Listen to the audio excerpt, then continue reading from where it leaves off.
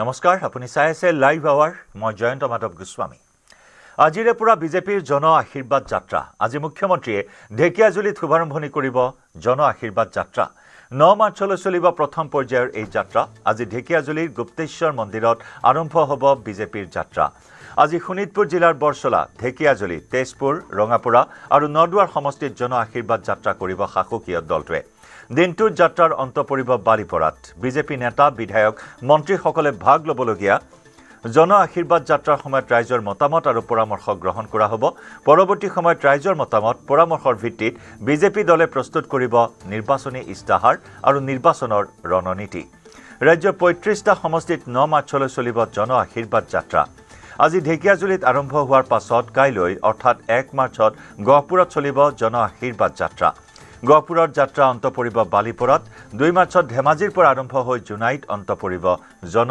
আশীৰ্বাদ যাত্ৰা 5 মাৰ্চত খুৱাঙৰ পৰা আৰম্ভ হৈ দুলিয়াজানত অন্ত পৰিব 6 মাৰ্চত মাৰ্ঘেৰিটাৰ পৰা আৰম্ভ হৈ অন্ত পৰিব তিনিচুকীয়াত 7 মাৰ্চত সৰুপথাৰৰ পৰা দেৰগাঁৱলৈ চলিব জন আশীৰ্বাদ যাত্ৰাৰ ৰেলী 8 মাৰ্চত জাগিৰোডৰ পৰা আৰম্ভ হৈ পুৰণিগুদামত অন্ত পৰিব 9 মাৰ্চত সৰভোগৰ পৰা আৰম্ভ হৈ ৰঙিয়াত অন্ত পৰিব বিজেপিৰ জন আশীৰ্বাদ যাত্ৰা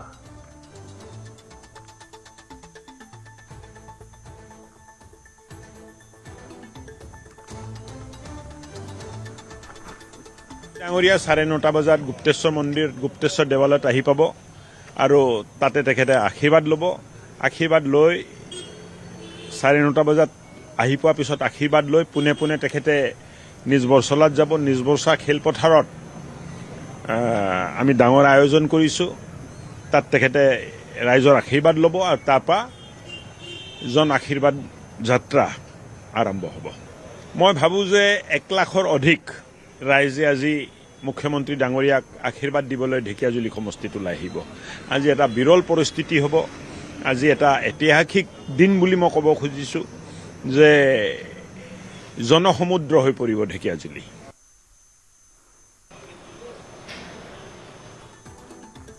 এয়া প্ৰস্তুতি আমি দেখুৱাইছো বাজপেয়ী ভৱনতো ইতিমধ্যে প্ৰস্তুতি প্ৰায় সম্পূৰ্ণ হৈছে বাজপেয়ী ভৱনত মুখ্যমন্ত্ৰী ডক্টৰ হিমন্ত বিশ্ব শৰ্মা উপস্থিত হ'ব আৰু তাতেই আশীৰ্বাদ লৈ তেওঁ ৰাইজৰ মাজলৈ যাব আশীৰ্বাদ বিচাৰি আজিৰে পৰা 9 মাৰ্চলৈ নিৰবিচ্ছিন্নভাৱে ৩৫টা সমষ্টি সামৰি এই জন আশীৰ্বাদ যাত্ৰাৰ কাৰ্যসূচী অব্যাহত থাকিব ৰাইজৰ মাজলৈ যাব ৰাইজৰ অভাৱ অভিযোগৰ বুজ ল'ব ৰাইজৰ পৰামৰ্শ গ্ৰহণ কৰিব আৰু তাৰেই ভিত্তিত নিৰ্বাচনী ইস্তাহাৰ প্ৰস্তুত কৰিব বিজেপিয়ে জনসমুদ্ৰত পৰিণত হ'ব ইতিমধ্যে মন্ত্ৰী অশোক সিংঘালে সেই কথা উল্লেখ কৰিছে ঢেকিয়াজুলিত আজি এই যাত্ৰাৰ সময়ত জনসমুদ্ৰত পৰিণত হ'ব আৰু তাৰ পৰাই আৰম্ভ হ'ব বিজেপিৰ এই বিশেষ অভিযান জন আশীৰ্বাদ যাত্ৰা আগন্তুক 5 বছৰৰ বাবে ৰাইজৰ পৰা আশীৰ্বাদ বিচাৰিব শাসকীয় বিজেপিয়ে আগন্তুক 5 বছৰত আৰু বহু পৰিকল্পনা আছে ৰাইজৰ উন্নয়ন সবকা সাথ সবকা বিকাশৰ বিজেপিৰ যি মূলমন্ত্ৰ সেই মূলমন্ত্ৰ আগত লৈ ৰাইজৰ বিকাশ ৰাইজৰ উন্নয়ন ৰাইজৰ সমস্যা সমাধানৰ অংগীকাৰ লৈ আগন্তুক 5 বছৰৰ পৰিকল্পনা গ্ৰহণ কৰিব এই জন আশীৰ্বাদ যাত্ৰাৰ জৰিয়তে কাৰণ ইতিমধ্যে আমি উল্লেখ কৰিছোঁ ৰাইজৰ অভাৱ অভিযোগৰ বুজ লৈ ৰাইজৰ পৰামৰ্শ লৈ বিজেপিয়ে নিৰ্বাচনী ইস্তাহাৰ প্ৰস্তুত কৰিব ৰাতিপুৱা 10:10 ঢেকিয়াজুলি সমষ্টিৰ পৰা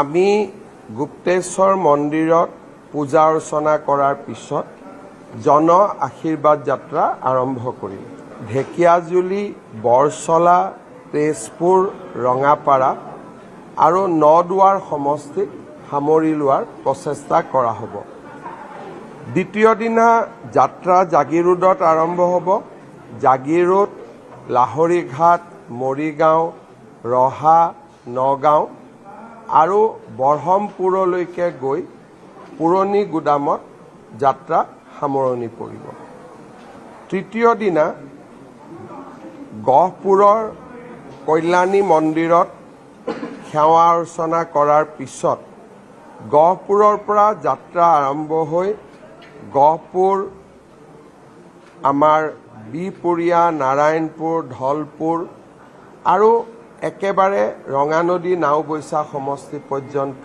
এই যাত্ৰা আমি পৰিচালনা কৰিম 3 তাৰিখে মই বৰপেটা সত্ৰলৈকে যাম আৰু 4 তাৰিখে মই বৰদোৱা সত্ৰলৈকে যাম। 5 তাৰিখে ধেমাজিত পুনৰ এই যাত্ৰা আৰম্ভ হ'ব আৰু জুলাইলৈকে এই যাত্ৰা চলিব। ঠিক এনেধৰণে 9 তাৰিখলৈকে এই যাত্ৰা অব্যাহত থাকিব। 9 তাৰিখলৈ এই যাত্ৰা অব্যাহত থাকিব। মুখ্যমন্ত্ৰী ডক্টৰ হিমন্ত বিশ্ব শৰ্মাই এই কাৰ্যসূচীৰ কথা ইতিমধ্যে সদৰি কৰিছে। 10 মিনিটত মুখ্যমন্ত্ৰীগৰাকীয়ে শুভাৰম্ভণি কৰাৰ কথা। 9:30 বজাৰ পৰা 9:30 বজাত এই যাত্ৰা আৰম্ভ কৰিব।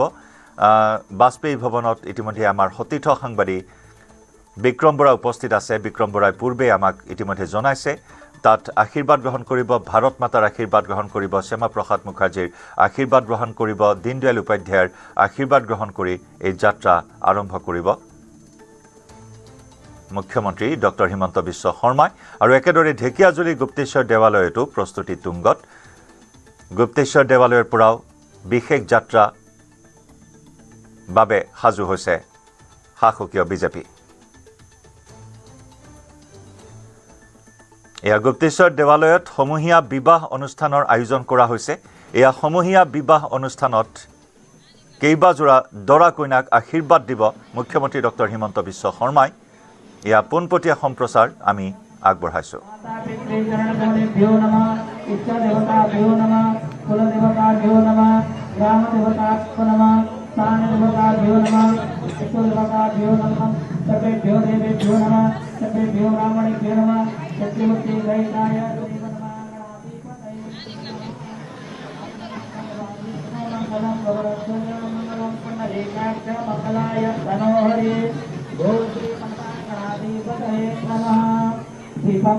আমি পুনৰ জনাইছোঁ এয়া পাণবাৰীত সমূহীয়া বিবাহ অনুষ্ঠানত মুখ্যমন্ত্ৰীগৰাকীয়ে অংশগ্ৰহণ কৰিব আৰু মুখ্যমন্ত্ৰীগৰাকীয়ে অংশগ্ৰহণ কৰি কেইবাজোৰা দৰা কইনাক নতুন জীৱনৰ আৰম্ভণিৰ এই শুভ মুহূৰ্তত মুখ্যমন্ত্ৰীগৰাকীয়ে আশীৰ্বাদ দিব।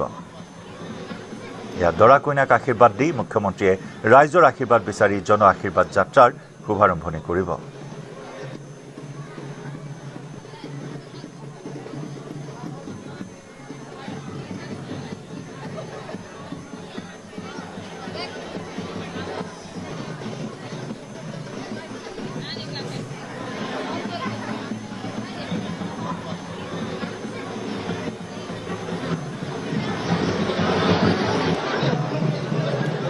এয়া পাণবাৰীত অনুষ্ঠিত হৈছে সমূহীয়া বিবাহ অনুষ্ঠান। বিজেপিৰ উদ্যোগত অনুষ্ঠান আয়োজন কৰা হৈছে, য'ত 53 জোৰা দৰা কইনাৰ বিবাহ কাৰ্য আৰম্ভ হৈছে।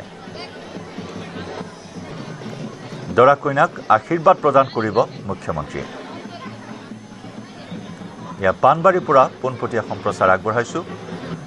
বিজেপিৰ উদ্যোগত সমূহীয়া বিবাহ অনুষ্ঠান, য'ত 53 জোৰা দৰা কইনাই আজি নতুন জীৱনৰ পাতনি মেলিব। 53 জোৰা দৰা কইনাক আশীৰ্বাদ প্ৰদান কৰিব কিছু সময় পিছতে মুখ্যমন্ত্ৰী ডক্টৰ হিমন্ত বিশ্ব শৰ্মাই।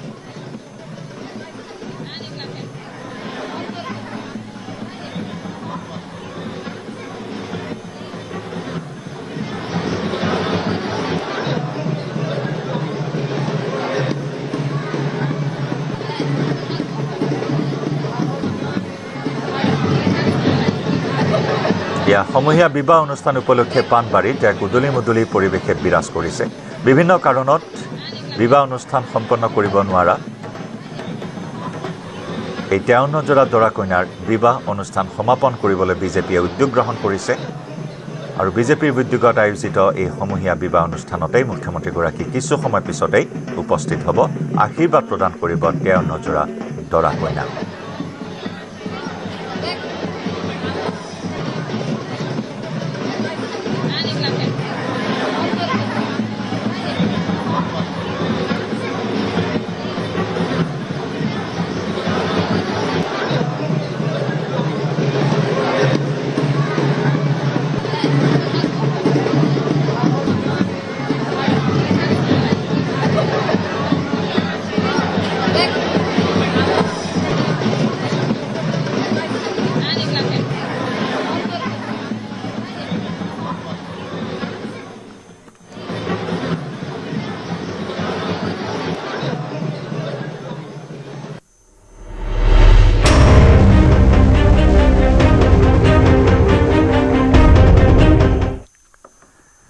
বলিভিয়াৰ ৰাজধানী লা পাজৰ সমীপত এক শোকাবহ বিমান দুৰ্ঘটনা। এই দুৰ্ঘটনাত মৃত্যু 15 জন লোকৰ, আহত হয় 30ৰো অধিক লোক। দুৰ্ঘটনাগ্ৰস্ত বিমানখন বলিভিয়াৰ বায়ুসেনাৰ হাৰকিউলিছ বিমান। লা পাজ বিমানবন্দৰৰ পৰা উৰা মাৰিবলৈ গৈ থকা বিমানখনে নিয়ন্ত্ৰণ হেৰুৱাই ৰানৱেৰ পৰা আল আল্টো চহৰত প্ৰৱেশ কৰি দুৰ্ঘটনা সংঘটিত হয়। বিমানখনে পথৰ কাষৰ প্ৰায় 20খন বাহনৰ ক্ষতি সাধন কৰে। দুৰ্ঘটনাৰ পিছতে বিমানখন অগ্নিকাণ্ডৰ সূত্ৰপাত ঘটে। বিমানখনত অগ্নিকাণ্ড সংঘটিত হয় যদিও অগ্নি নিৰ্বাপক বাহিনীয়ে নিয়ন্ত্ৰণ কৰে জুই। মৃত্যু হোৱা লোকসকল বিমানখনত আছিল নে পথত থকা বাহনসমূহত আছিল সেয়া এতিয়াও স্পষ্ট হোৱা নাই। বিমানখনে দেশখনৰ কেন্দ্ৰীয় বেংকৰ পৰা নতুনকৈ ছপা কৰা মুদ্ৰাৰ নোট আন এখন চহৰলৈ লৈ গৈছিল। পথত সিঁচৰতি হৈ পৰি ৰয় বলিভিয়ান নোট। ভয়াবহ দুৰ্ঘটনাৰ পিছত প্ৰশাসনে সতৰ্কতামূলক ব্যৱস্থা হিচাপে বিমানবন্দৰলৈ অহা যোৱা কৰা সকলো বিমান সেৱা সাময়িকভাৱে বন্ধ কৰি দিয়ে। বলিভিয়াৰ বায়ুসেনা বাহিনীৰ এখন প্ৰকাণ্ড হাৰকিউলিছ বিমান। এই হাৰকিউলিছ বিমানখন ৰানৱেৰ পৰা নিয়ন্ত্ৰণ হেৰুৱাই দুৰ্ঘটনাত পতিত হয়। দেশখনৰ কেন্দ্ৰীয় বেংকে ছপা কৰা নতুন মুদ্ৰা আন এখন চহৰলৈ লৈ যোৱাৰ সময়ত এই দুৰ্ঘটনা সংঘটিত হয়। বিমানখনে টেক অফ কৰাৰ মুহূৰ্ততে নিয়ন্ত্ৰণ হেৰুৱাই ৰানৱেৰ পৰা আল আল্টো চহৰত প্ৰৱেশ কৰে। এটা ৰাজপথত এই দুৰ্ঘটনাত পতিত হয় বিমানখন। বিমানখন দুৰ্ঘটনাগ্ৰস্ত হোৱাৰ সময়ত ৰাজপথত আছিল 20খন বাহন। 20খন বাহনৰো ক্ষতি সাধন হয় আৰু দুৰ্ঘটনা সংঘটিত হোৱাৰ পিছতে প্ৰবল অগ্নিকাণ্ডই আগুৰি ধৰে সম্পূৰ্ণ দুৰ্ঘটনাগ্ৰস্ত বিমানখন। কিন্তু অগ্নি নিৰ্বাপক বাহিনীৰ তৎপৰতাত জুই অতি তাৎক্ষণিকভাৱে নিৰ্বাপন কৰিবলৈ সক্ষম হয়। অৱশ্যে মৃত লোকসকল বিমানখনত আছিল নে পথত থকা বাহনকেইখনত আছিল সেয়া এতিয়াও স্পষ্ট হোৱা নাই। থিতাতে 15 জন লোকে প্ৰাণ হেৰুৱাইছে, 30ৰো অধিক লোক আঘাতপ্ৰাপ্ত হৈছে। আৰু এই দুৰ্ঘটনাৰ পিছতে সমগ্ৰ অঞ্চলটোত তীব্ৰ আতংকই বিৰাজ কৰা পৰিলক্ষিত হয়। উল্লেখযোগ্য যে বিগত বৰ্ষৰ পৰা চলিত বৰ্ষলৈ এটাৰ পিছত আনটো সৰু বৰ বিমান দুৰ্ঘটনা সংঘটিত হৈ আহিছে। এইবাৰ বলিভিয়াত সংঘটিত হ'ল বায়ুসেনা বাহিনীয়ে ব্যৱহাৰ কৰা এখন প্ৰকাণ্ড হাৰকিউলিছ বিমান দুৰ্ঘটনাত পতিত হয়। 15 জন লোকে প্ৰাণ হেৰুৱায়।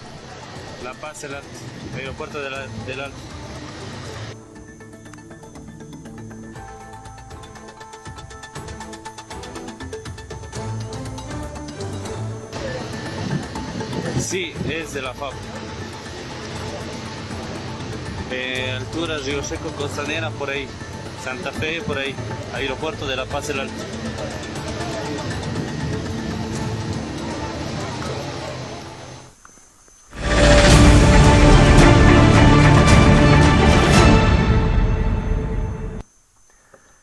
শিৱসাগৰত দুৰ্ঘটনাত যুৱ অভিযন্তাৰ অকাল মৃত্যু। দুৰ্ঘটনাত প্ৰাণ গ'ল 30 বছৰীয়া বিদ্যাজিৎ বৰুৱাৰ। জনস্বাস্থ্য কাৰিকৰী বিভাগৰ অভিযন্তা আছিল বিদ্যাজিৎ বৰুৱা। মৃত বিদ্যাজিৎ বৰুৱাৰ ঘৰ 1 নম্বৰ কথাপাৰ গাঁৱত। পৰিয়ালৰ একমাত্ৰ সন্তান আছিল বিদ্যাজিৎ বৰুৱা। অভিযন্তা বিদ্যাজিৎ বৰুৱা আছিল আছুৰ প্ৰাক্তন কৰ্মী। যুৱ অভিযন্তাজনৰ অকাল মৃত্যুত শিৱসাগৰত শোকৰ ছাঁ। কি পৰিস্থিতিত দুৰ্ঘটনাত পতিত হ'ল সেয়া অৱশ্যে এতিয়াও জানিব পৰা হোৱা নাই। 30 বছৰীয়া যুৱ অভিযন্তা বিদ্যাজিৎ বৰুৱা, যি নেকি ঘৰৰ একমাত্ৰ সন্তান আছিল। অভিযন্তাজনৰ ঘৰ 1 নম্বৰ কাঠাপাৰ গাঁৱত। পৰিয়ালৰ একমাত্ৰ সন্তান বিদ্যাজিৎক হেৰুৱাই বৰ্তমান মূৰৰ ওপৰত সৰগ ভাগি পৰা সদৃশ পৰিস্থিতিৰ সৃষ্টি হৈছে পৰিয়ালটোৰ। এক শোকৰ ছাঁ পৰিছে সমগ্ৰ অঞ্চলজুৰি। প্ৰাক্তন আছু কৰ্মী আছিল বিদ্যাজিৎ বৰুৱা। যুৱ অভিযন্তা বিদ্যাজিৎৰ অকাল মৃত্যুত সমগ্ৰ শিৱসাগৰতেই শোকৰ ছাঁ।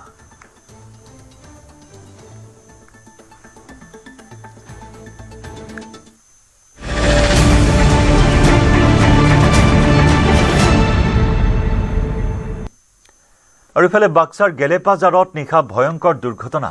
বাইক দুৰ্ঘটনাগ্ৰস্ত হৈ প্ৰাণ হেৰুৱালে এজন যুৱকে। নিয়ন্ত্ৰণ হেৰুৱাই গছত খুন্দা বাইক আৰোহীৰ। দুৰ্ঘটনাত বৰশিমলুগুৰিৰ ঋতু ৰয়ৰ মৃত্যু। ঘৰৰ পৰা ধমধমালৈ গৈ থকা অৱস্থাত দুৰ্ঘটনাত পতিত হয় বাইকখন।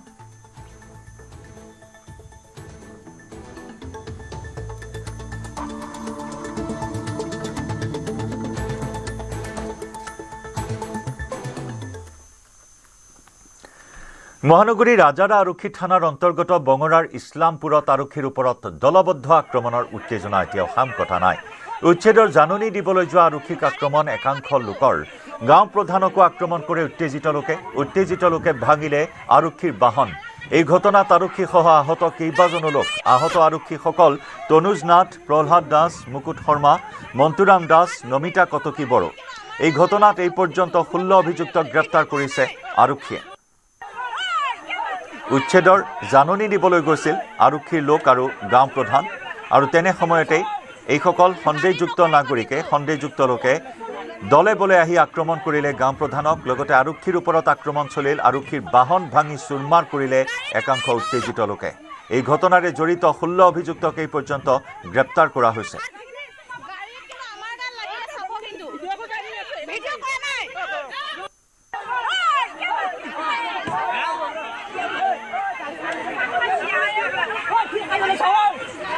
গাড়ী নকৰিব কিন্তু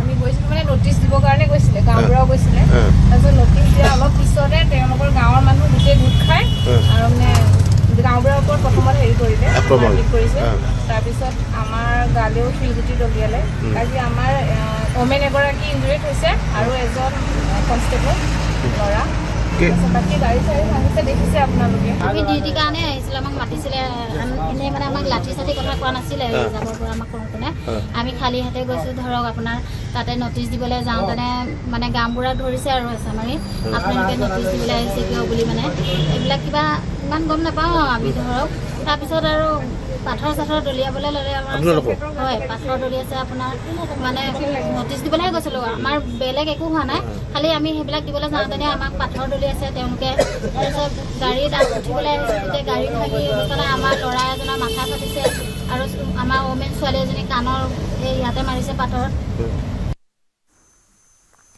আৰু উচ্ছেদৰ জাননী দিবলৈ যাওঁতে আৰক্ষী আৰু জিলা প্ৰশাসনৰ বিষয়াক আক্ৰমণ সন্দৰ্ভত প্ৰতিক্ৰিয়া প্ৰকাশ কৰিছে মুখ্যমন্ত্ৰী ডক্টৰ হিমন্ত বিশ্ব শৰ্মাই ট্ৰাইবেল বেল্ট আৰু ব্লকত বহি থকা মানুহক জাননী দিবলৈ যাওঁতে অচিনাকি মানুহে আক্ৰমণ কৰিছে 1.5 লাখ বিঘা ভূমিত উচ্ছেদ কৰাৰ পিছতো যুঁজ দিবলৈ সাজু হৈ আছো বিজেপি চৰকাৰ নাথাকিলে কোনেও গুৰু গোসাঁই নমনা হ'ব এই ঘটনাত এই পৰ্যন্ত 16 অভিযুক্তক গ্ৰেপ্তাৰ কৰাৰ লগতে অঞ্চলটোত নিৰাপত্তা বৃদ্ধি কৰা হোৱা বুলি মন্তব্য মুখ্যমন্ত্ৰীৰ আজাৰা মুখ্যমন্ত্ৰীৰ সমষ্টি ট্ৰাইবেল বেল্ট এণ্ড ব্লকত এছাম লোক বহি আছে আইন অনুসৰি নটিচ দিয়া হয় আৰু নটিচৰ তেওঁলোকে প্ৰত্যুত্তৰ দিয়াৰো সময় পায় কিন্তু নটিচ দিব যাওঁতেই আজি সেই অচিনাকি লোকসকলে আমাৰ অসম আৰক্ষীৰ ওপৰত আক্ৰমণ কৰিছে জিলা প্ৰশাসনৰ বিষয়াৰ ওপৰত আক্ৰমণ কৰিছে অৰ্থাৎ 1.5 লাখ বিঘা মাটি উচ্ছেদ হোৱাৰ পিছতো এতিয়ালৈকেও বেদখলকাৰীসকল যুঁজ দিবলৈ প্ৰস্তুত হৈ আছে যদি আমাৰ ৰাজ্যত বিজেপি দল নাথাকে তেওঁলোকেতো গুৰু গোসাঁই নামানিব আজি আমি ইতিমধ্যে তেওঁলোকৰ ওপৰত একশ্যন ল'বৰ কাৰণে মই নিৰ্দেশ দিছোঁ প্ৰায় 16 জনক গ্ৰেপ্তাৰ কৰা হৈছে তাত স্থায়ী পুলিচ কেম্প এতিয়া থাকিব আৰু আইন কঠোৰ হৈ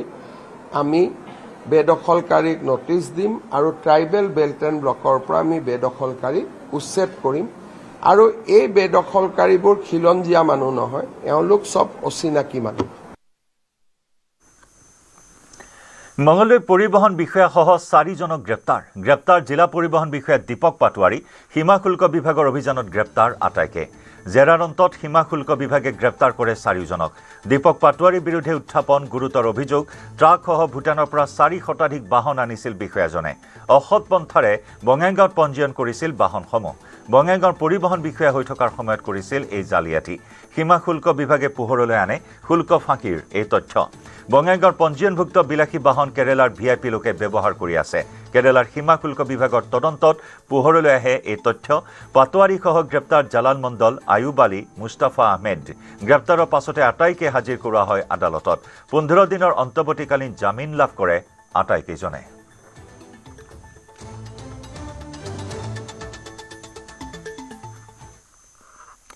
টিংখাঙত সক্ৰিয় অইলৰ সম্পদ চুৰি চক্ৰ নিশা পুলুঙনি গাঁৱৰ সুলতান আনসাৰী নামৰ এজনৰ দাম্পত চলিল অইল সুৰক্ষা কৰ্মীৰ অভিযান এই ডেমটোত উদ্ধাৰ হ'ল অইল ইণ্ডিয়াৰ পাইপৰ লগতে বহুতো চৰকাৰী সামগ্ৰী চুৰি সামগ্ৰী উদ্ধাৰ হোৱাৰ পিছতে নিশাই টিংখাং আৰক্ষীক খবৰ দিয়ে অইল সুৰক্ষা কৰ্মীয়ে এই সমগ্ৰ ঘটনাৰ বিৰুদ্ধে তীব্ৰ প্ৰতিক্ৰিয়া প্ৰকাশ কৰাৰ লগতে চুৰি কাৰ্যৰ সৈতে জড়িত এনে ডেম্পৰ বিৰুদ্ধে কঠোৰ পদক্ষেপ ল'বলৈ আৰক্ষী প্ৰশাসনক আহ্বান জনাইছে টিংখাং আঞ্চলিক ছাত্ৰ সন্থাই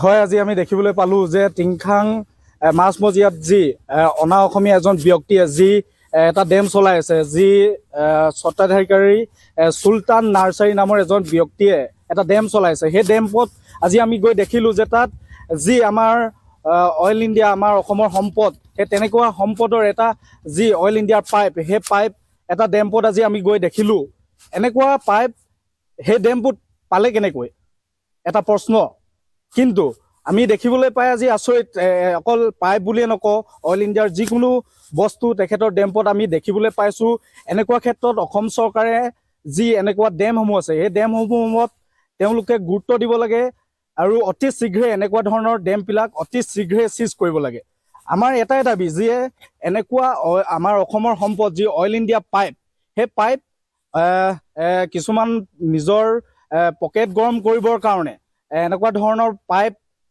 কিছুমান বিক্ৰী কৰি তেওঁলোকে পকেটৰ ধন গৰম কৰিবৰ বাবে এনেকুৱা ধৰণৰ কাম কৰি আছে অনাগত দিনত এনেকুৱা কাম হ'ব নালাগে আমি দাবী জনাইছোঁ অসম চৰকাৰক এনেকুৱা ধৰণৰ যিবিলাক ডেম আছে অতি শীঘ্ৰেই এনেকুৱা ডেমবিলাক চিজ কৰিব লাগে 2 মাৰ্চৰ পৰা এইবাৰ 5 দিনীয়াকৈ বৰপেটা দৌল উৎসৱৰ কাৰ্যসূচী যিমানেই দৌল মহোৎসৱৰ দিন ওচৰ চাপি আহিছে সিমানেই উন্মাদনা বৃদ্ধি পাইছে বৰপেটাবাসীৰ বজাৰ পথ ঘাট বৰপেটাৰ সকলোতে এতিয়া হোলী গীতৰ মধুৰ সুৰ সত্ৰীয়া পৰম্পৰা অনুসৰি 2 মাৰ্চত অনুষ্ঠিত হ'ব বহন উৎসৱ 3, 4 আৰু 5 মাৰ্চত ভৰদৌল আৰু অন্তিম দিনা অৰ্থাৎ 6 মাৰ্চত অনুষ্ঠিত হ'ব কুঁৱেৰী অৰ্থাৎ ফাকুৱা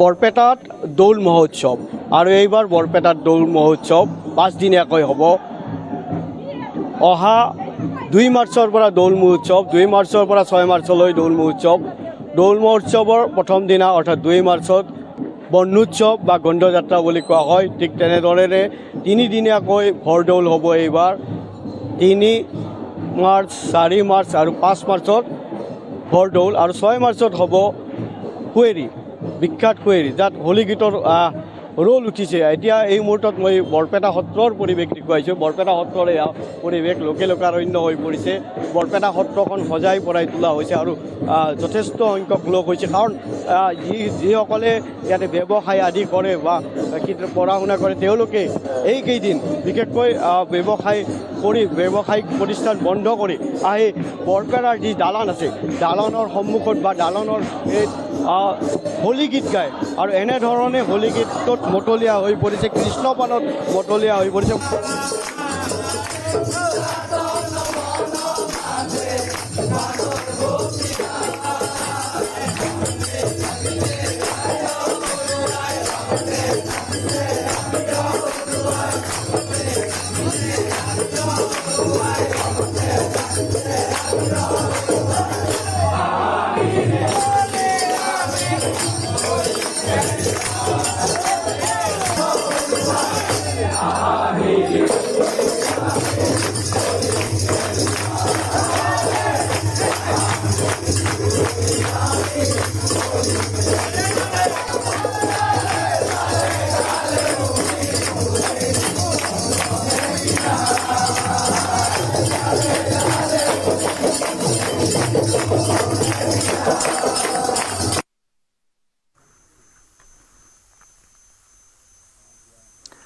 ড্ৰাগছমুক্ত অসম গঢ়াৰ লক্ষ্যৰে ধুবুৰীৰ পৰা শদিয়ালৈ দৌৰ বিনোদ পাটোৱাৰীৰ নৱপ্ৰজন্মক ড্ৰাগছৰ পৰা আঁতৰাই ৰখাৰ সংকল্পৰে ধুবুৰীৰ পৰা শদিয়ালৈ আৰম্ভ কৰে এই দৌৰ অইল ইণ্ডিয়াৰ অৱসৰপ্ৰাপ্ত বিষয়া বিনোদ পাটগিৰিৰ এই বিশেষ পদক্ষেপ 25 ফেব্ৰুৱাৰীত ধুবুৰীৰ পৰা দৌৰ আৰম্ভ কৰা অৱসৰপ্ৰাপ্ত বিষয়াগৰাকী শুকুৰবাৰে সন্ধিয়া উপস্থিত হয় পাঠশালাত বিভিন্ন দল সংগঠনে সম্বৰ্ধনা জনায় অৱসৰপ্ৰাপ্ত বিষয়াগৰাকীক নিশাটো পাঠশালাতে কটাই আজি পুনৰ শদিয়া অভিমুখে যাত্ৰা আৰম্ভ কৰে অৱসৰপ্ৰাপ্ত বিষয়া বিনোদ পাটগিৰিয়ে।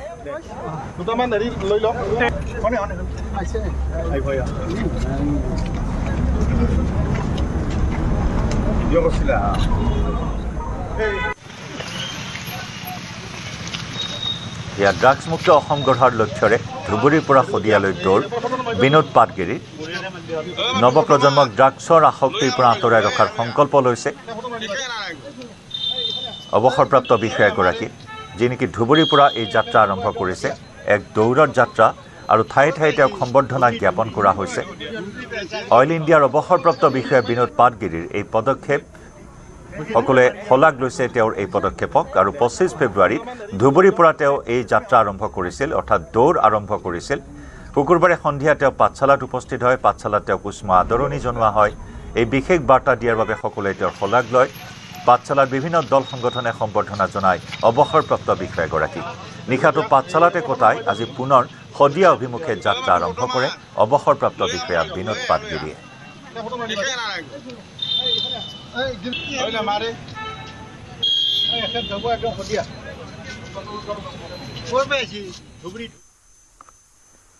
হোলীৰ প্ৰাক মুহূৰ্তত গুৱাহাটীতো মুখৰ হৈছে বৰপেটাৰ হোলী গীত। সংগম কলা একাডেমীৰ উদ্যোগত লখৰাৰ উন্নয়ন কৃষ্টি সংঘত 5 দিনীয়াকৈ অনুষ্ঠিত হয় হোলী গীতৰ কৰ্মশালা। হোলী গীতৰ প্ৰশিক্ষণ প্ৰদান কৰে কণ্ঠশিল্পী মাধুৰী গগৈয়ে। এই হোলী গীতৰ কৰ্মশালাত অংশগ্ৰহণ কৰে 20 গৰাকী মহিলাই। অংশগ্ৰহণ কৰা মহিলাক দিয়া হৈছে মানপত্ৰ।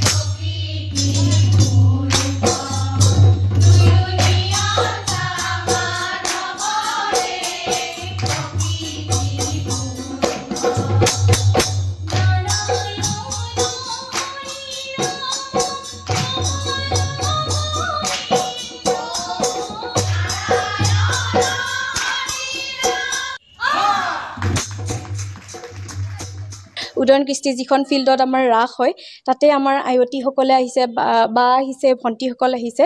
আৰু মোৰ উদ্দেশ্য এইটোৱে যে বৰপেটা বুলি নহয়, কেৱল বৰপেটাৰ সংস্কৃতি যে বৰপেটাতে শিকিব বা গাব তেনেকুৱা নহয়।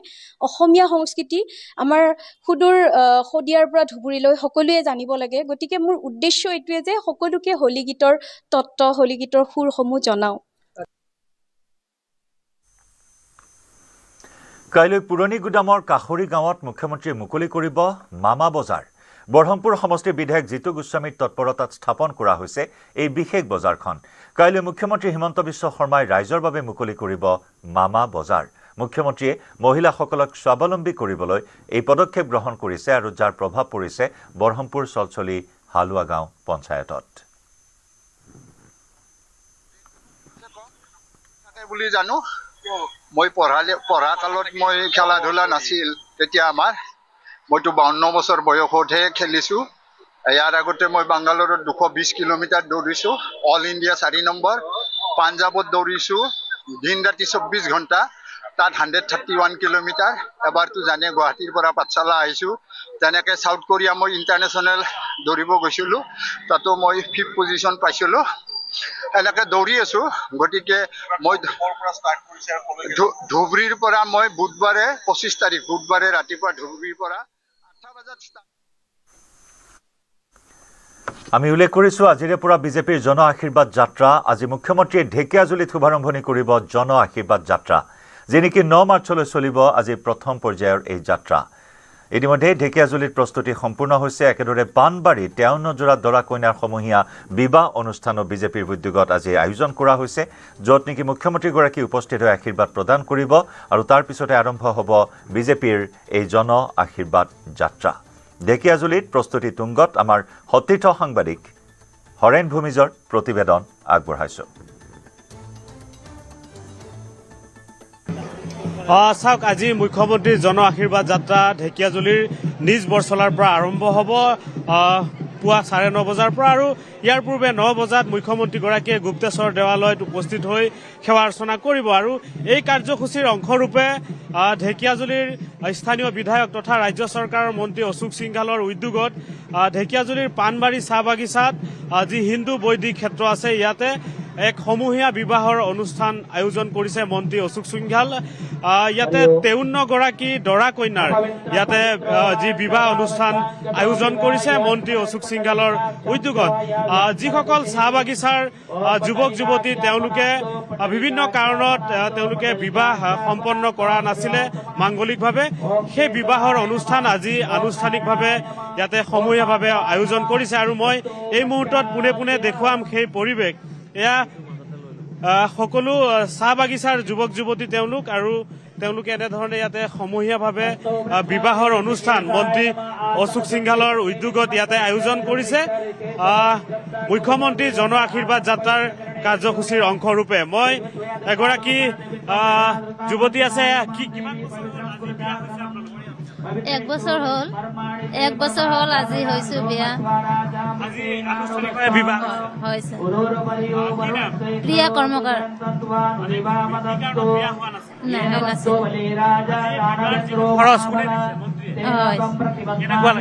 ভাল লাগিছে অনিল কৰ্মকাৰ এক বছৰ হৈছে বহুতে ভাল লাগিছে ভাল লাগিছে আজি ইয়াতে 45 পেনে 53 গৰাকী দৰা কইনাৰ ইয়াতে সমূহীয়াভাৱে একেলগে বিবাহৰ অনুষ্ঠান আয়োজন কৰিছে ৰাজ্য চৰকাৰৰ কেবিনেট মন্ত্ৰী তথা স্থানীয় বিধায়ক অশোক সিংঘালৰ তৎপৰতাত মুখ্যমন্ত্ৰীৰ যি জন আশীৰ্বাদ যাত্ৰা কাৰ্যসূচীৰ অংশৰূপে মুখ্যমন্ত্ৰীও তেখেতসকলক এই বিবাহৰ পিছত যি জন আশীৰ্বাদ যাত্ৰাৰ কাৰ্যসূচীত মুখ্যমন্ত্ৰীয়ে অংশ লৈ তেওঁলোকক আশীৰ্বাদো দিব কি ক'ব জন আশীৰ্বাদ যাত্ৰাৰ কাৰ্যসূচীৰে ৰাতিপুৱা 53 জোৰা আদিবাসী চাহ বাগানত কাম কৰা চাহ বাগানৰ লগত জড়িত ল'ৰা আৰু ছোৱালী দৰা কইনাৰ ৰূপত ইয়াত আছে তেখেতসকলৰ শুভ বিবাহ কাৰ্যসূচীৰে এই মংগলময় দিনৰ শুভাৰম্ভ হ'ব বিভিন্ন কাৰণত নহয় দুখীয়া মানে মানুহ বিবাহ পাতিব নোৱাৰে খৰচ কৰিব নোৱাৰে খুব ভাল লাগিছে মনটো আজি সমাজে বহন কৰিছে মই কোন মই নিমিত্তে না যিটো মুখ্যমন্ত্ৰী ডাঙৰীয়া আহি আছে জন আশীৰ্বাদ যাত্ৰা ইয়াৰ পৰা আৰম্ভ হৈ আছে আৰু বেলেগ কাৰণ কি হ'ব পাৰে ইয়া পাণবাৰীত বিজেপিৰ উদ্যোগত আয়োজন হোৱা সমূহীয়া বিবাহ অনুষ্ঠানৰ পৰিৱেশ আৰু ইয়াতেই মুখ্যমন্ত্ৰী ডক্টৰ হিমন্ত বিশ্ব শৰ্মা কিছু সময় পিছতে উপস্থিত হ'বহি ইতিমধ্যে মুখ্যমন্ত্ৰীগৰাকীয়ে উল্লেখ কৰিছে 10:10 তেওঁ ঢেকিয়াজুলিত উপস্থিত হ'ব একেদৰে বাজপেয়ী ভৱনত মুখ্যমন্ত্ৰীগৰাকী উপস্থিত হৈ তাতে আশীৰ্বাদ গ্ৰহণ কৰিব ভাৰত মাতাৰ আৰু তাৰ পৰাই ঢেকিয়াজুলি অভিমুখে ৰাওনা হ'ব কেন্দ্ৰীয় মন্ত্ৰী পবিত্ৰ মাৰ্ঘেৰিটা বিজেপিৰ কেইবাগৰাকীও মন্ত্ৰী বিধায়ক বহু শীৰ্ষ নেতা এক কথাত ঢেকীয়াজুলি আজি মিনি দিছপুৰত পৰিণত হ'ব। এই ঢেকীয়াজুলিৰ পৰা আৰম্ভ হ'ব বিজেপিৰ জন আশীৰ্বাদ যাত্ৰা। ৰাইজৰ আশীৰ্বাদ বিচাৰিব আগন্তুক 5 বছৰৰ বাবে। আগন্তুক 5 বছৰত ৰাইজৰ সমস্যা সমাধানৰ বাবে পুনৰ সংকল্প গ্ৰহণ কৰিব ৰাইজৰ মাজত থাকি বিজেপি দলে, শাসকীয় দলটোৱে। আৰু ৰাইজৰ আশীৰ্বাদ লৈ আগন্তুক 5 বছৰত ৰাইজৰ সমস্যা সমাধান, কাৰণ নিৰ্বাচনী ইস্তাহাৰ প্ৰস্তুত কৰিব ৰাইজৰ সমস্যাৰ বুজ লৈ শাসকীয় বিজেপি, আৰু যাৰ বাবেই এই জন আশীৰ্বাদ যাত্ৰা ৰূপায়ণ কৰিব আজিৰে পৰা প্ৰথম পৰ্যায়ত 9 মাৰ্চলৈ, য'ত সামৰি লোৱা হ'ব 35টাকৈ সমষ্টি। আজি ঢেকীয়াজুলিত আৰম্ভ হোৱা এই আশীৰ্বাদ যাত্ৰা 1 মাৰ্চত অৰ্থাৎ কাইলৈ গহপুৰত চলিব। গহপুৰত যাত্ৰা অন্ত পৰিব বালিপৰাত। 2 মাৰ্চত ধেমাজিৰ পৰা আৰম্ভ হৈ জোনাইত অন্ত পৰিব জন আশীৰ্বাদ যাত্ৰা। 5 মাৰ্চত খোৱাঙৰ পৰা আৰম্ভ হৈ দুলীয়াজানত পৰিব অন্ত। একেদৰে 6 মাৰ্চত মাৰ্ঘেৰিটাৰ পৰা আৰম্ভ হৈ অন্ত পৰিব তিনিচুকীয়াত। 7 মাৰ্চত সৰুপথাৰৰ পৰা দেৰগাঁৱলৈ চলিব জন আশীৰ্বাদ যাত্ৰা। 8 মাৰ্চত জাগিৰোডৰ পৰা আৰম্ভ হৈ পুৰণি গুদামত অন্ত পৰিব, আৰু 9 মাৰ্চত সৰভোগৰ পৰা আৰম্ভ হৈ ৰঙিয়াত অন্ত পৰিব বিজেপিৰ জন আশীৰ্বাদ যাত্ৰা। বৰপেটা সত্ৰতো উপস্থিত হ'ব মুখ্যমন্ত্ৰী। বৰপেটা সত্ৰতো আশীৰ্বাদ গ্ৰহণ কৰিব মুখ্যমন্ত্ৰী। প্ৰথম পৰ্যায়ৰ জন আশীৰ্বাদ যাত্ৰা আজিৰে পৰা 9 মাৰ্চলৈ নিৰবিচ্ছিন্নভাৱে ৰাইজৰ মাজলৈ যাব শাসকীয় বিজেপি দল।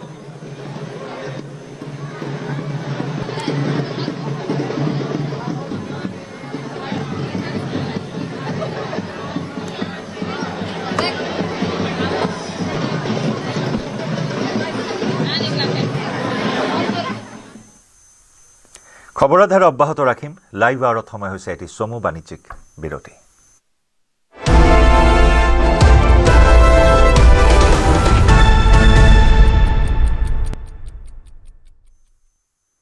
কাইলৈ পুৰণি গুদামৰ কাষৰী গাঁৱত মুখ্যমন্ত্ৰীয়ে মুকলি কৰিব মামা বজাৰ। বৰহমপুৰ সমষ্টিৰ বিধায়ক জিতু গোস্বামীৰ তৎপৰতাত স্থাপন কৰা হৈছে এই বিশেষ বজাৰখন। কাইলৈ মুখ্যমন্ত্ৰী হিমন্ত বিশ্ব শৰ্মাই ৰাইজৰ বাবে মুকলি কৰিব মামা বজাৰ।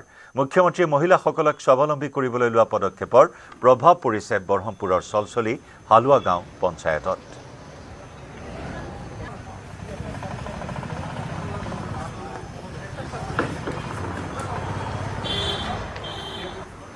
বৰহমপুৰ সমষ্টিৰ অন্তৰ্গত চলচলি হালুৱা গাঁও পঞ্চায়ত 5 নং বুথত আমাৰ মেইন হাইৱে কিনাৰতে এখন আমাৰ দ্বিতীয়খন মামা বজাৰ আমাৰ প্ৰস্তুতি প্ৰায় সম্পূৰ্ণ হৈছে। অহা 1 তাৰিখে অসমৰ জনপ্ৰিয় মুখ্যমন্ত্ৰী হিমন্ত বিশ্ব শৰ্মা ডাঙৰীয়াই আমাৰ এই মামা বজাৰখন মুকলি কৰিব, আৰু আমাৰ যি মহিলাসকলৰ স্বাৱলম্বিতাৰ ক্ষেত্ৰত এই মামা বজাৰখনে বহুত সহায় কৰিব বুলি মই ভাবোঁ। আমাৰ যিখিনি আমাৰ মহিলা আত্মসহায়ক গোটৰ মহিলা উদ্যমিতাৰ আঁচনিৰ জৰিয়তে যি তেওঁলোকে অৰ্থ লাভ কৰিছিল, সেই অৰ্থৰ জৰিয়তে তেওঁলোকে আজি এখন ঘৰ পৰিপালিত পাৰিব বুলি মোৰ আমাৰ বিশ্বাস।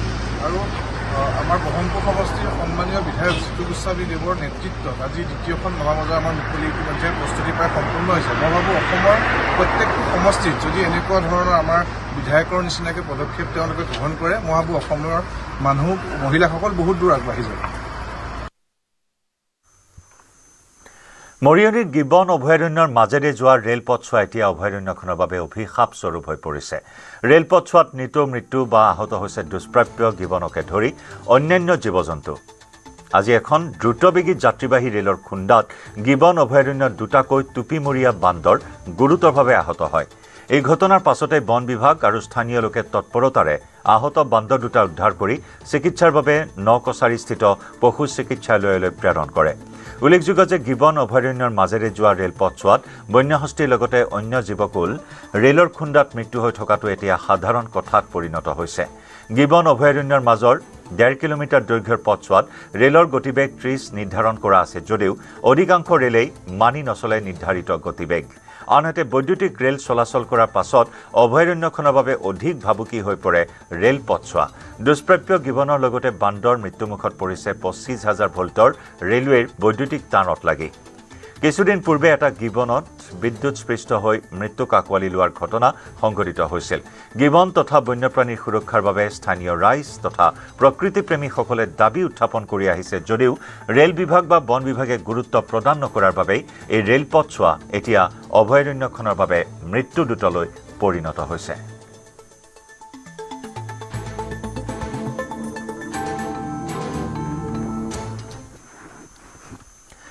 ৰাজ্য চৰকাৰ আৰু ভাৰতীয় বিমান প্ৰাধিকৰণৰ মাজত চুক্তি স্বাক্ষৰ। নতুন গ্ৰীণফিল্ড বিমানবন্দৰৰ প্ৰাক সম্ভাৱনীয়তা জৰীপৰ বাবে বুজাবুজি চুক্তি। প্ৰস্তাৱিত স্থানসমূহ মানস ৰাষ্ট্ৰীয় উদ্যান, উমৰাংশ, মাজুলী, ডিফু। লোকসেৱা ভৱনত অনুষ্ঠিত হয় এই চুক্তি স্বাক্ষৰ অনুষ্ঠান। মুখ্য অতিথি হিচাপে উপস্থিত থাকে মুখ্যমন্ত্ৰী ডক্টৰ হিমন্ত বিশ্ব শৰ্মা। উপস্থিত থাকে বিমান প্ৰাধিকৰণৰ কেইবাগৰাকীও শীৰ্ষ বিষয়া।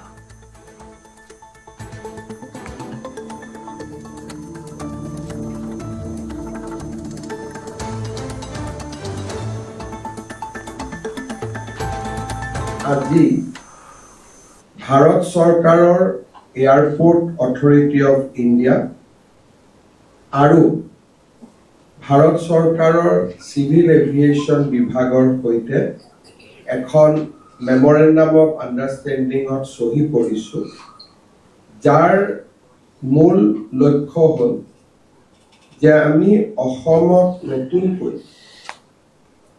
5খন বিমানবন্দৰ নিৰ্মাণ কৰাৰ এটা প্ৰয়াস আৰু প্ৰচেষ্টা। এই আটাইকেইটা লোকেশ্যন যাক আমি প্ৰি ফিজিবিলিটি ষ্টাডিৰ কাৰণে আগবঢ়াই দিছোঁ, গোটেইকেইটা লোকেশ্যনৰ এটা বিশেষ মহত্ব আছে। সিৰাজুদ্দিন আজমলক জবাবদিহি কৰিলে বিন্নাকান্দিৰ ৰাইজে। বহুদিনৰ বিৰতিৰ অন্তত সমষ্টিলৈ গৈছিল বিধায়কজন। সমষ্টিত উপস্থিত হৈ সন্মুখীন হ'ল ৰাইজৰ প্ৰশ্নৰ। দীৰ্ঘদিনীয়া দাবী পূৰণ নকৰাৰ অভিযোগ ৰাইজৰ। কপাহবাৰী আৰু দীঘলজাৰ চিকিৎসালয়ত চিকিৎসক নিয়োগৰ দাবী। চিকিৎসালয় দুখনত 24 ঘণ্টাই চিকিৎসকৰ উপস্থিতি নিশ্চিত কৰাৰ দাবী। অঞ্চলটোত এটা ফায়াৰ ষ্টেচন স্থাপনৰো দাবী জনায় ৰাইজে। বাচ্চা না কান্দিলে মায়েও দুধ দিয়ে না, আমরা 6 লাখ মানে 24 ঘন্টা ডাক্তারের ব্যবস্থা বাচ্চা না কান্দিলে মায়েও দুধ দেয় না, আমরা 6 লাখ আমার ইস্তেমাল করো। মানে 24 ঘন্টা ডাক্তারের ব্যবস্থা বাচ্চা না কান্দিলে মায়েও দুধ দেয় না, আমরা 6 লাখ আমার ইস্তেমাল করো। মানে 24 ঘন্টা ডাক্তারের ব্যবস্থা আমার ইস্তেমাল করো, আমার ইস্তেমাল করো। বুঝছেন বিলাল আর মিহির নাম কি আপনার? খালা জানতে খালি খালা দাঁড়িয়ে ঘুরিয়া ঘুরায়, কোনো কাম করে না। মোড়াজার এক সময় মোড়াজার আঞ্চলিক ছাত্র সন্থার সভাপতি আসলাম। বর্তমান মোড়াজারের বিভিন্ন কামে আমরা মহাত্মা তিয়ার আর বর্তমান স্যারে আজ আমরা আইসন রাস্তা দেখবার লাগে ইনশাল্লাহ মনে আইসন। আর এই অবশ্যই আমরা ভালো লাগছে যে আমরা একটা প্রটেস্ট করছিলাম, প্রটেস্ট আমরা সম্মান জানাইছি, আমরা প্রটেস্টর ভাষা বুঝছেন, বুঝে আমরা কামটা করছেন, তাহলে আমরা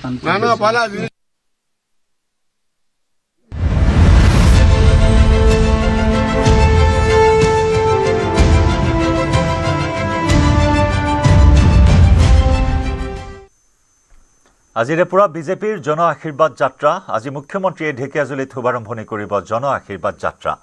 9 মাৰ্চলৈ চলিব প্ৰথম পৰ্যায়ৰ এই যাত্ৰা। আজি ঢেকিয়াজুলিৰ গুপ্তেশ্বৰ মন্দিৰত আৰম্ভ হ'ব বিজেপিৰ যাত্ৰা। আজি শোণিতপুৰ জিলাৰ বৰছলা, ঢেকিয়াজুলি, তেজপুৰ, ৰঙাপৰা আৰু নদুৱাৰ সমষ্টিত জন আশীৰ্বাদ যাত্ৰা কৰিব শাসকীয় দলটোৱে। দিনটোৰ যাত্ৰাৰ অন্ত পৰিব বালিপৰাত। বিজেপিৰ নেতা, বিধায়ক, মন্ত্ৰীসকলে ভাগ ল'ব এই জন আশীৰ্বাদ যাত্ৰাত।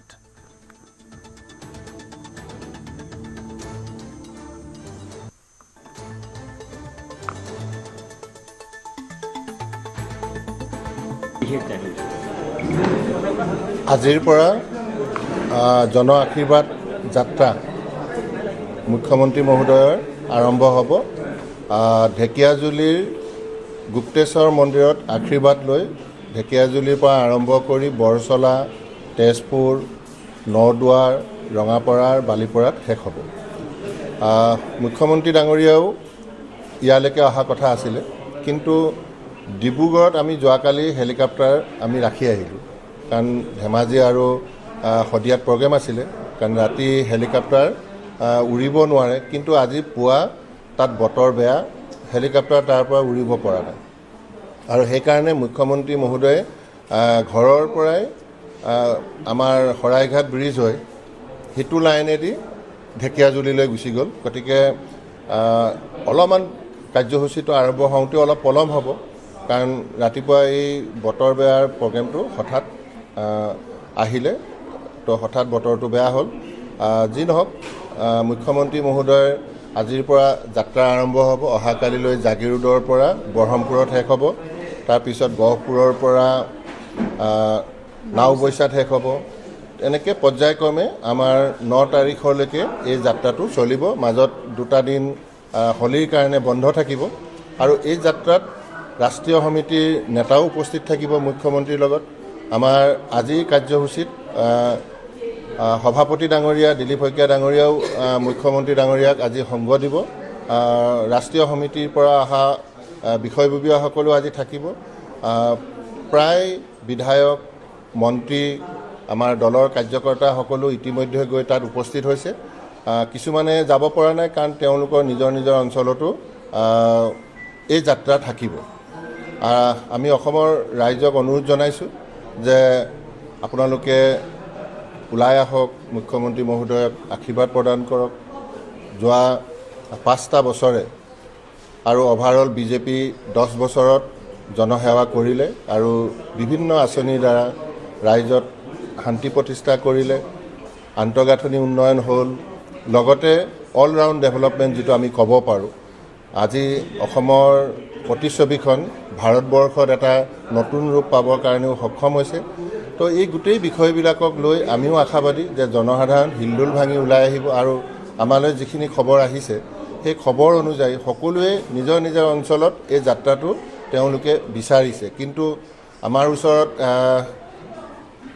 9 দিন আৰু লাষ্টলি আমি আৰু 2টা দিন আমি সংযোগ কৰিব পাৰিম আৰু যিবিলাক জেগালৈ আমি যাত্ৰা দিব নোৱাৰিম, নিশ্চয় তাতে প্ৰধানমন্ত্ৰী ডাঙৰীয়া, আমাৰ গৃহমন্ত্ৰী ডাঙৰীয়া, মুখ্যমন্ত্ৰী নিজেও গৈ তাতে জন আশীৰ্বাদ সভাও তেওঁ তাত কৰিব। গতিকে মই সকলোকে, আমাৰ দলৰ কৰ্মকৰ্তাসকলেও বহুত বেছি আখৰা কৰিছে যাতে অধিকৰ পৰা অধিক যাতে সাধাৰণ জনতা, বিশেষ আমাৰ ৰাইজৰ যাতে মুখ্যমন্ত্ৰীক কাষ চপাব পাৰোঁ আৰু তেওঁৰ লগত যাতে বাৰ্তালাপ কৰাব পাৰোঁ, তেওঁৰ পৰা যাতে আশীৰ্বাদ ল'ব পৰা যায়, এই বিষয়বিলাক আমি বিশেষভাৱে গুৰুত্ব দিছোঁ। আৰু তাৰ কাৰণে আমাৰ দলৰ ফালৰ পৰা বহুত বেছি আখৰা কৰি থকা হৈছে, হোমৱৰ্ক কৰি থকা হৈছে। আৰু আজি প্ৰথম দিন আমি কেনেকৈ ক্ৰাউড মেনেজমেণ্ট কৰিব পৰা যায় সেইটো আমি লক্ষ্য কৰিছোঁ। অহাকালি জাগিৰোডৰকো আমি লক্ষ্য কৰিম। তাৰপিছত পৰ্যায়ক্ৰমে যাতে সেইখিনি আমি দূৰ কৰিবৰ কাৰণেও আমাৰ ফালৰ পৰা আমি বহুতখিনি তেনেকুৱা মানে টিম, ৰিচাৰ্চ টিম, এই ধৰণৰো ব্যৱস্থাখিনি কৰিছোঁ যাতে অধিকৰ পৰা অধিক জনসাধাৰণ মুখ্যমন্ত্ৰীৰ ওচৰলৈকে আহিব পাৰে। আৰু এই ক্ষেত্ৰত মই বিশেষভাৱে মিডিয়াৰ সহযোগিতাটো আমি বিচাৰিছোঁ যাতে সমগ্ৰ অসমতে এটা বহুল প্ৰচাৰ হয় আৰু আমাৰ যিটো লক্ষ্য যাতে আমি বিভিন্ন বিষয় জানিব পাৰোঁ, সেই বিষয়টো যাতে আমি সফল হ'ব পাৰোঁ, তাৰ কাৰণে আপোনালোকক বিশেষভাৱে আমি অনুৰোধ জনাইছোঁ।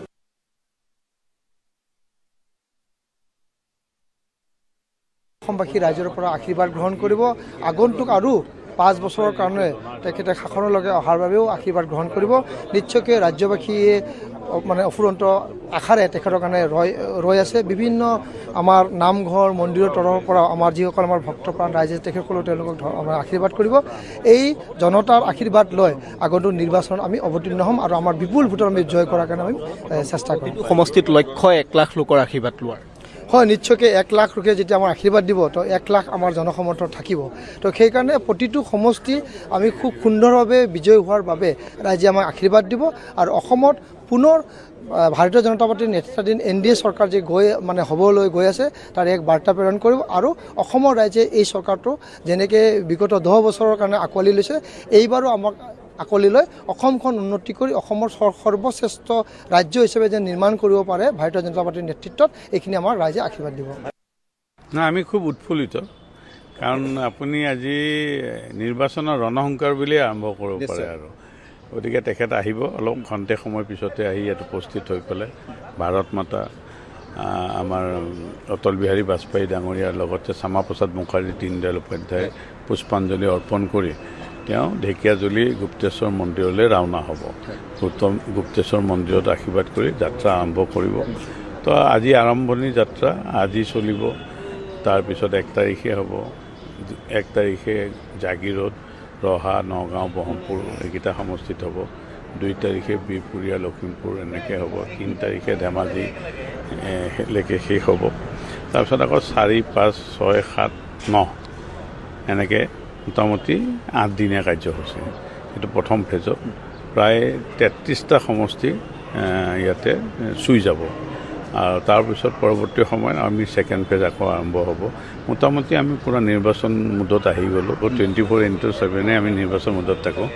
আৰু এইবাৰ আমি আমাৰ যি খাটিয়ান, আমি যোৱা 5টা বছৰত যিখিনি কাম কৰিলোঁ বা তাৰ আগৰ 5টা বছৰ 10 বছৰত যি কাম কৰিলোঁ, গতিকে সেইখিনি আৰু নৰেন্দ্ৰ মোদী ডাঙৰীয়াৰ প্ৰধানমন্ত্ৰী নৰেন্দ্ৰ মোদী ডাঙৰীয়াৰ মুখ্যমন্ত্ৰী ডক্টৰ হিমন্ত বিশ্ব শৰ্মাই যিসমূহ ৰাইজৰ কাৰণে কাম কৰিলে সেই কথাখিনি খাটিয়ান লৈ যাম। আৰু ৰাইজৰ আশীৰ্বাদ আমি বিচাৰিম। 16তো পাইছোঁ, 21তো পাইছোঁ, 19তো পাইছোঁ, 24তো পাইছোঁ, এইবাৰো পাম বুলি আমি দৃঢ় বিশ্বাসী। মাননীয় মুখ্যমন্ত্ৰী ডক্টৰ হিমন্ত বিশ্ব শৰ্মাৰ নেতৃত্বত বিগত সময়ছোৱাত যিমানখিনি উন্নয়নমূলক কাম হৈছে, সেই উন্নয়নমূলক কাম কাজসমূহৰ কাৰণে অসমৰ ৰাইজ মাননীয় মুখ্যমন্ত্ৰীক ওচৰৰ পৰা এবাৰ চাব বিচাৰে। মানুহৰ এটা হেঁপাহ আছে। দ্বিতীয় কথাটো হ'ল যে এখন বিশাল এটা উৎসৱ আহি আছে গণতন্ত্ৰৰ, সেয়া হ'ল নিৰ্বাচন। নিৰ্বাচনৰ সময়ত, উৎসৱৰ সময়ত আমি সদায় আমি যদি পৰিয়ালতো চাওঁ, জ্যেষ্ঠজনৰ পৰা আশীৰ্বাদ লওঁ। এইটো এটা আশীৰ্বাদ লোৱাৰ কাৰণে মাননীয় মুখ্যমন্ত্ৰীয়ে জনগণেই যিহেতু মূল শক্তি, জনগণৰ ওচৰত যাব, তেওঁলোকৰ পৰা আশীৰ্বাদ ল'ব, তেওঁলোকৰ দিহা পৰামৰ্শ ল'ব আৰু এই গোটেই জনযাত্ৰাটো আৰম্ভ হ'ব। ই নিৰ্বাচনৰ শংখনাদ হয়। অসম বিধানসভা 2026ৰ শংখনাদ কৰিব মুখ্যমন্ত্ৰীয়ে আজি গুপ্তেশ্বৰ দেৱালয় ঢেকীয়াজুলিৰ পৰা।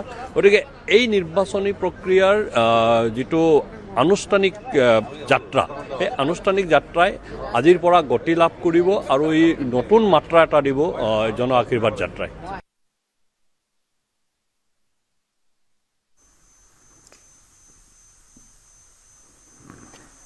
বিৰোধী ঐক্য গঠনত পুনৰ জটিলতা। 4 বিধানসভা সমষ্টিক লৈ নিমিলা অংক হৈছে বিৰোধীৰ অংক। ৰাইজৰ দলে দাবী কৰা 4 সমষ্টি এৰি দিব বিচৰা নাই কংগ্ৰেছ দলে। বিপৰীতে সেই 4 সমষ্টিক লৈ নাচুৰবান্দা ৰাইজৰ দলো। বিৰোধী মিত্ৰতাৰ জটিলতাৰ আঁৰত 4 সমষ্টি। 4 সমষ্টিৰ বাবে সম্ভৱ নহয় বিৰোধীৰ মিলন। আসন বুজাবুজিত বাধা সৃষ্টি কৰা 4 সমষ্টি কি কি? 4 সমষ্টিক লৈ নিমিলা অংক কংগ্ৰেছ ৰাইজৰ দলৰ। ঢিং, নাওবৈচা, দিছপুৰ আৰু বৰচলা, এই 4টা সমষ্টি যিকোনো প্ৰকাৰে লাগে ৰাইজৰ দলক। পিছে ৰাইজৰ দলক দিবলৈ আকৰ গোজ কংগ্ৰেছ। এখোজ আগুৱাই দুখোজ পিছুৱাইছে বিৰোধীৰ মিত্ৰতা। বিৰোধী ঐক্য গঠনত পুনৰ জটিলতা। 4 বিধানসভা সমষ্টিক লৈ বিৰোধীৰ নিমিলা অংক। ৰাইজৰ দলক লাগে, কংগ্ৰেছেহে নিদিয়ে। কংগ্ৰেছ ৰাইজৰ দলৰ মাজত 4 সমষ্টিক লৈ টনা আজোৰা। বিৰোধী ঐক্য গঠনত খেলি মেলি লগা 4 সমষ্টিৰ তালিকাত ঢিং, নাওবৈচা, বৰচলা আৰু দিছপুৰ। ৰাইজৰ দলে দাবী কৰা 4 সমষ্টি এৰিব নিবিচাৰে কংগ্ৰেছ দলে। বিপৰীতে ৰাইজৰ দলকো লাগে ঢিং, নাওবৈচা, বৰচলা আৰু দিছপুৰ। কিয়নো সংখ্যালঘু প্ৰধান ঢিং, নাওবৈচা সমষ্টি এৰিব নিবিচাৰে অখিল গগৈয়ে। দলৰ অস্তিত্বৰ বাবে অখিল গগৈক 26ৰ নিৰ্বাচনত অতি কমেও লাগে 6% ভোট। 6% ভোটৰ বাবে সংখ্যালঘু প্ৰধান সমষ্টিত প্ৰতিদ্বন্দ্বিতা কৰাৰ প্ৰবল আগ্ৰহ অখিল গগৈ। আনহাতে কামৰূপ মহানগৰ জিলাৰ সন্মানসূচকভাৱে 5 সমষ্টিৰ এটা সমষ্টি লাগে ৰাইজৰ দলক। যদিও বা সমষ্টিত তেনেই হতাশাজনক ৰাইজৰ দলৰ ভেটি, কিন্তু তাৰ পাছতো দলৰ কাৰ্যকৰী সভাপতি ৰমেন বৰঠাকুৰক লাগে দিছপুৰৰ টিকট। জালুকবাৰী সমষ্টিত যদিও বা দুবাৰকৈ পৰাজিত প্ৰাৰ্থী ৰমেন বৰঠাকুৰ, কিন্তু তাৰ পাছতো বৰঠাকুৰ প্ৰাৰ্থিত্বৰ দাবীদাৰ। ইমানে নহয়, ঢিং, নাওবৈচা, দিছপুৰৰ সমান্তৰালকৈ ৰাইজৰ দলক লাগে বৰচলা সমষ্টিও। দীৰ্ঘদিনে দলৰ হৈ কাম কৰা অলক নাথক নিৰাশ কৰিব বিচৰা নাই অখিল গগৈয়ে। সেয়ে এতিয়া 4 সমষ্টিৰ অংকক লৈ জটিলতা কংগ্ৰেছ আৰু ৰাইজৰ দলৰ। 4 সমষ্টিৰ টিকট মীমাংসা নহলে মিত্ৰতা যে নহব এই কথা স্পষ্ট। অৱশ্যে জটিলতাৰ মাজতো মিত্ৰতাৰ আশাত বন্দী ৰাইজৰ দলৰ সভাপতি অখিল গগৈ। ভিডিঅ' জাৰ্নেলিষ্ট অঞ্জন ডেকাৰ সৈতে বলেন ভট্টাচাৰ্যৰ report, news 18 Assam north east.